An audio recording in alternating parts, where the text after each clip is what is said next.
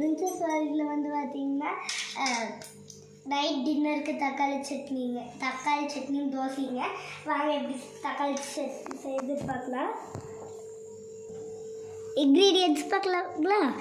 தக்காளி 2 small size தக்காளி, ஒரு மீடியம் சைஸ் பல்லேரி, என் கையில் ஒரு கை அளவுக்கு கருவேப்பிலை, இதில் 2 ஸ்பூன் கடலைப்பருப்பு, இதில் கொஞ்சோண்டு சீரகம், கொஞ்சோண்டு இதில் 1 ஸ்பூன் கொத்தமல்லி, 2 வரமிளகா, 3 பல்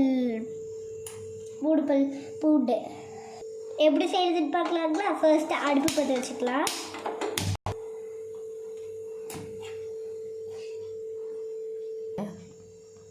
பேன் காய்ச்சதையும் 2 ஸ்பூன் எண்ணெய்ங்க.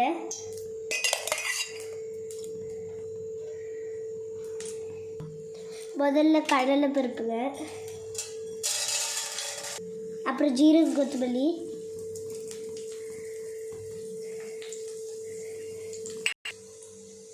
கருவேப்பிலை, வரமிளகாய்ங்க.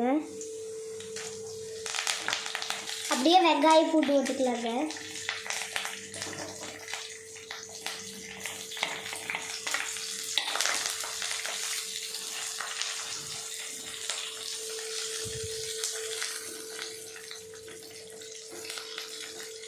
இது கொஞ்சம் கண்ணாடிப்பு தான் வந்ததையும் தக்காளி போட்டு வதக்கணுங்க.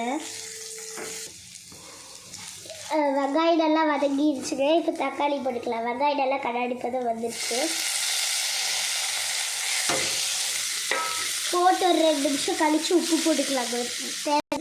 தக்காளி வதங்கியில் உப்பு தேவையான அளவு போட்டுக்கலாங்க.